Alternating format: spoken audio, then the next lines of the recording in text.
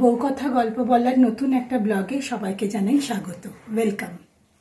আজকে 13ই অক্টোবর, আমার কর্তামশাইয়ের জন্মদিন।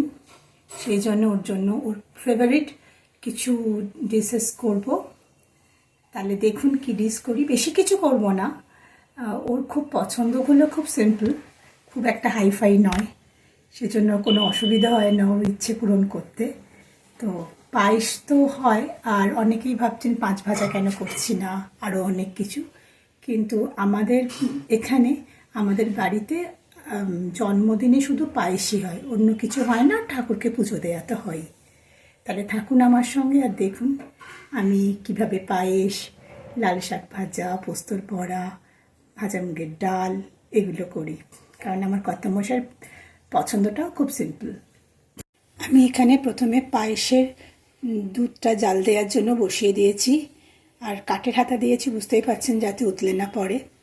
পায়েসের সঙ্গে যে যে জিনিসগুলো লাগবে, যেমন চালটা আমি জলে ভিজিয়ে রেখেছি, খোয়াটাকে গ্রেট করে নিয়েছি, আর তার সঙ্গে কিছু আমন্ড, পেস্তা, কিশমিশ এগুলো তো দিয়েই রেখেছি, আর দুধটা তো ওদিকে জালই হচ্ছে। সেজন্য প্রথমে তাহলে পায়েসটা করে নিই। ড্রাই ফ্রুটসগুলো মিশিয়ে দিলাম।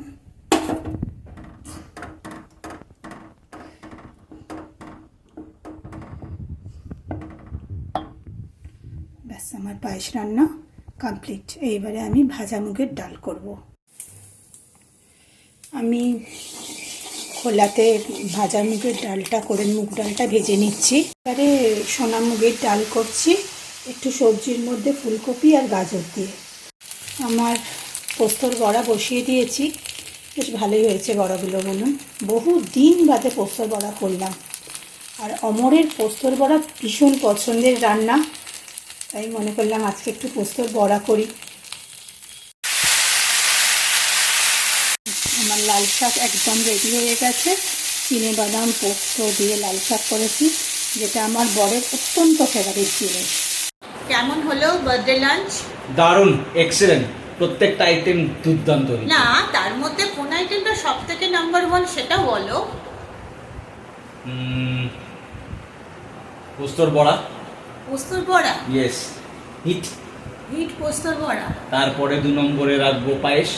আচ্ছা, আর 3 নম্বরে সাদা। আরে বাস, তাহলে আমার রান্না করাটা ঠিক আছে, একদম পারফেক্ট। সন্ধ্যের প্রিপারেশন শুরু হয়ে গেল। প্রথমেই ওই মুরগ পালংয়ের জন্য, পালংটা তো একটুখানি খাবার সোডা নুন দিয়ে সেদ্ধ করে নিচ্ছি, আর সেদ্ধ করে হয়েও গেছে সেদ্ধ। এইবারে ডাইরেক্ট মুরগ পালংয়ের জন্য আমার পালং শাক বাটা রেডি। ওদিকে যেটা হয় আর কি, চালমগজ পোস্ত তোমার দিয়ে ওটা বাটা মিক্সটা তৈরি। যতক্ষণ না চিকেনের একটা কালারটা চেঞ্জ হচ্ছে ততক্ষণ এটাকে আমি করবো।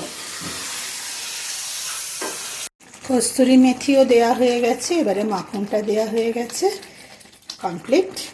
এবারে নামানোর পালা। তাহলে ব্লগটা আজকে এখানে শেষ করছি। সবাইকে গুড নাইট, আর অমরকে সবাই উইশ করবেন যাতে ও ভালোভাবে সারা বছরটা কাটাতে পারে, সুস্থ থাকে, নিজের কর্মজীবনে উন্নতি করে। তাহলে এখানে আজকে ব্লগটা শেষ করছি।